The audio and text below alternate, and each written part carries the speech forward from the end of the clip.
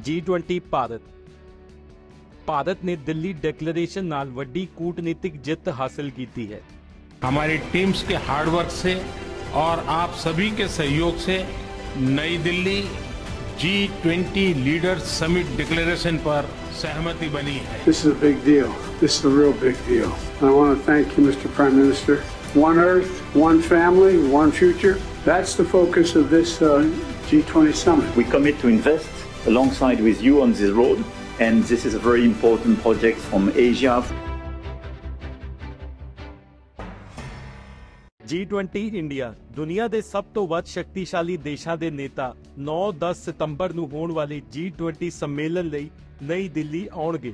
ਇਸ ਬੈਠਕ ਦੀ ਪ੍ਰਧਾਨਗੀ ਪ੍ਰਧਾਨ ਮੰਤਰੀ ਨਰਿੰਦਰ ਮੋਦੀ ਦਿੱਲੀ ਦੇ ਭਾਰਤ ਮੰਡਪਮ ਵਿਖੇ ਕਰਨਗੇ।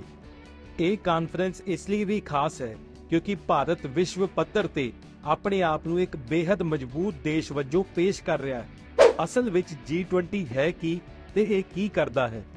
G20 ਵਿੱਚ 19 ਦੇਸ਼ अर्जेंटीना, ਆਸਟ੍ਰੇਲੀਆ, ਬ੍ਰਾਜ਼ੀਲ, ਕੈਨੇਡਾ, ਚੀਨ, France, Germany, Bharat, Indonesia, Italy, Japan, Korea ਗਣਰਾਜ, ਮੈਕਸੀਕੋ, ਰੂਸ, ਸਾਊਦੀ ਅਰਬ, ਦੱਖਣੀ ਅਫਰੀਕਾ, ਤੁਰਕੀ, ਯੂਨਾਈਟਿਡ ਕਿੰਗਡਮ ਅਤੇ ਇਸ ਤੋਂ ਇਲਾਵਾ ਯੂਰੋਪੀਅਨ ਯੂਨੀਅਨ ਵੀ ਸ਼ਾਮਿਲ ਹੈ।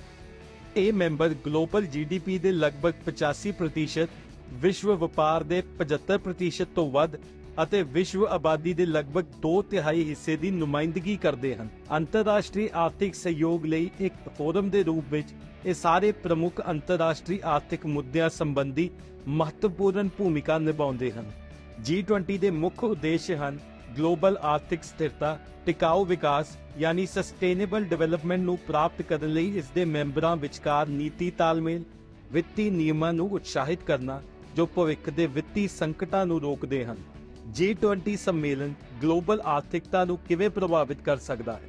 G20 1999 ਵਿੱਚ 1990 ਦਹਾਕੇ ਦੇ ਅੰਤ ਵਿੱਚ ਵਿਸ਼ਵ ਆਰਥਿਕ ਸੰਕਟ ਦੇ ਬਾਅਦ ਬਣਾਇਆ ਗਿਆ ਸੀ।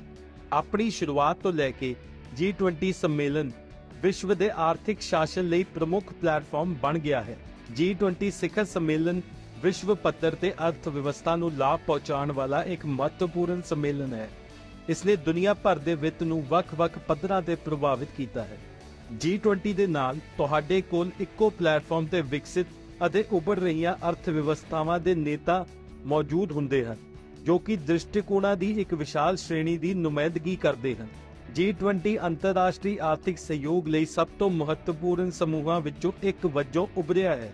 2008 ਦੇ G20 ਸੰਮੇਲਨ ਵਿੱਚ ਨੇਤਾਵਾਂ ਨੇ ਵਾਸ਼ਿੰਗਟਨ DC ਵਿੱਚ ਮੁਲਾਕਾਤ ਕੀਤੀ। ਉਸ ਸਮੇਂ ਦੌਰਾਨ G20 ਨੇ ਸਬ ਪ੍ਰਾਈਮ ਗਿਰਵੀਨਾਮੇ ਤੋਂ ਪੈਦਾ ਹੋਏ ਗਲੋਬਲ ਆਰਥਿਕ ਅਤੇ ਵਿੱਤੀ ਸੰਕਟ ਨੂੰ ਹੱਲ ਕਰਨ ਵਿੱਚ ਇੱਕ ਪ੍ਰਮੁੱਖ ਭੂਮਿਕਾ ਨਿਭਾਈ। G20 ਦੇਸ਼ਾਂ ਨੇ ਇਕੱਠੇ ਹੋ ਕੇ 2008 ਦੇ ਵਿੱਤੀ ਸੰਕਟ ਨਾਲ ਨਜਿੱਠਣ ਲਈ $44 ਟ੍ਰਿਲੀਅਨ ਦੇ ਨਾਲ ਉੱਚ ਪੱਧਰੀ ਤਾਲਮੇਲ ਵਾਲੀਆਂ ਵਿੱਤੀ ਅਤੇ ਆਰਥਿਕ ਨੀਤੀਆਂ ਵਿੱਚ ਯੋਗਦਾਨ ਪਾਇਆ। ਇਸ ਪ੍ਰਕਿਰਿਆ ਦੇ ਨਤੀਜੇ ਵਜੋਂ ਗਲੋਬਲ ਸ਼ਾਸਨ ਵਿੱਚ ਸੁਧਾਰ ਕੀਤਾ ਗਿਆ ਸੀ ਅਤੇ ਸਸਟੇਨੇਬਲ ਡਿਵੈਲਪਮੈਂਟ ਨੂੰ ਯਕੀਨੀ ਬਣਾਇਆ ਗਿਆ ਸੀ। ਕਿਉਂਕਿ ਇਹ ਵਿਸ਼ਵ ਦੇ GDP ਦਾ 80% ਹਿੱਸਾ ਹੈ, ਇਸ ਨੇ ਵਿੱਤੀ ਸੰਕਟ ਦੌਰਾਨ ਵੱਡਾ ਯੋਗਦਾਨ ਦਿੱਤਾ। G20 ਨੇ ਕਈ ਵੱਡੀਆਂ ਪ੍ਰਾਪਤੀਆਂ ਹਾਸਲ ਕੀਤੀਆਂ ਹਨ ਜਿਸ ਵਿੱਚ ਬ੍ਰਿਕਸ ਵਰਗੀਆਂ ਉੱਭਰਦੀਆਂ ਅਰਥ ਵਿਵਸਥਾਵਾਂ ਨੂੰ ਮਜ਼ਬੂਤ ਕਰਨਾ, ਅੰਤਰਰਾਸ਼ਟਰੀ ਵਿੱਤੀ ਸੰਸਥਾਵਾਂ ਵਿੱਚ ਸੁਧਾਰ ਕਰਨਾ, ਅਨੁਸ਼ਾਸਨ ਵਿੱਚ ਸੁਧਾਰ ਕਰਨਾ ਅਤੇ ਰਾਸ਼ਟਰੀ ਵਿੱਤੀ ਸੰਸਥਾਵਾਂ ਦੀ ਨਿਗਰਾਨੀ ਨੂੰ ਸਖਤ ਕਰਨਾ ਵਰਗੀਆਂ ਕਈ ਚੀਜ਼ਾਂ ਸ਼ਾਮਿਲ ਹਨ। ਇਸ ਤੋਂ ਇਲਾਵਾ ਉਹਨਾਂ ਅਰਥਚਾਰਿਆਂ ਵਿੱਚ ਵਿੱਤੀ ਨਿਯਮਾਂ ਨੂੰ ਮਜ਼ਬੂਤ ਕਰਨਾ ਜਿਨ੍ਹਾਂ ਦੀ ਰੈਗੂਲੇਟਰੀ ਸਮੱਸਿਆਵਾਂ ਸੰਕਟ ਦਾ ਕਾਰਨ ਬਣੀਆਂ।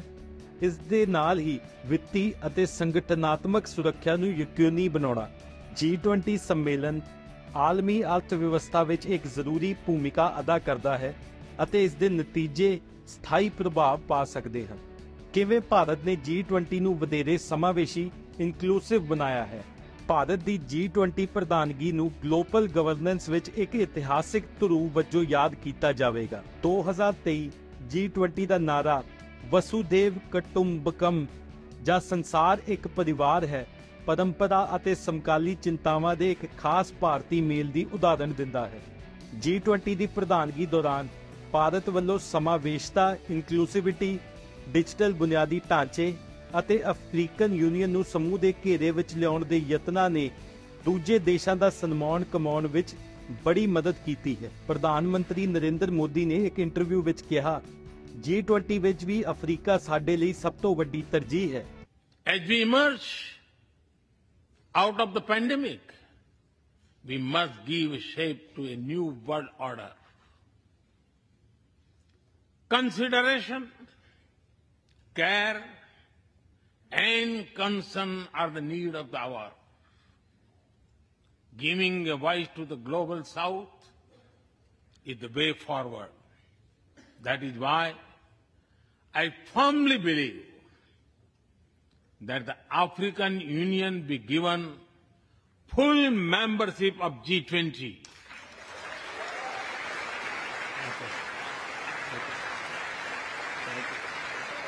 ਸਾਡੀ G20 ਪ੍ਰਧਾਨਗੀ ਦੌਰਾਨ ਸਭ ਤੋਂ ਪਹਿਲਾਂ ਕੀਤੀਆਂ ਚੀਜ਼ਾਂ ਵਿੱਚੋਂ ਇੱਕ ਸੀ voice of the global south ਸੰਮੇਲਨ ਦਾ ਆਯੋਜਨ ਕਰਨਾ, ਜਿਸ ਵਿੱਚ ਅਫਰੀਕਾ ਤੋਂ ਉਤਸ਼ਾਹੀ ਭਾਗੀਦਾਰੀ ਮਿਲੀ ਸੀ। ਸਾਡਾ ਮੰਨਣਾ ਹੈ ਕਿ ਗ੍ਰਹਿ ਦੇ ਭਵਿੱਖ ਲਈ ਕੋਈ ਵੀ ਯੋਜਨਾ ਸਾਰੀਆਂ ਆਵਾਜ਼ਾਂ ਦੀ ਨੁਮਾਇੰਦਗੀ ਅਤੇ ਮਾਨਤਾ ਤੋਂ ਬਿਨਾਂ ਸਫਲ ਨਹੀਂ ਹੋ ਸਕਦੀ।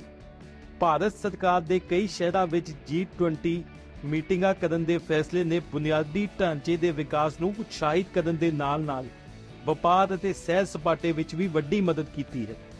ਭਾਰਤ ਨੇ ਜਲਵਾਯੂ ਪਰਿਵਰਤਨ, ਵਪਾਰ ਪ੍ਰਵਾਹ ਅਤੇ ਡਿਜੀਟਲ ਜਨਤਕ ਬੁਨਿਆਦੀ ਢਾਂਚੇ ਨਾਲ ਸੰਬੰਧਿਤ ਮੁੱਦਿਆਂ ਨੂੰ ਚੁੱਕਿਆ ਹੈ ਅਤੇ ਨਿਸ਼ਚਿਤ ਤੌਰ ਤੇ ਦੂਜੇ ਦੇਸ਼ਾਂ ਤੋਂ ਵੱਡਾ ਸਨਮਾਨ ਪ੍ਰਾਪਤ ਕੀਤਾ ਹੈ।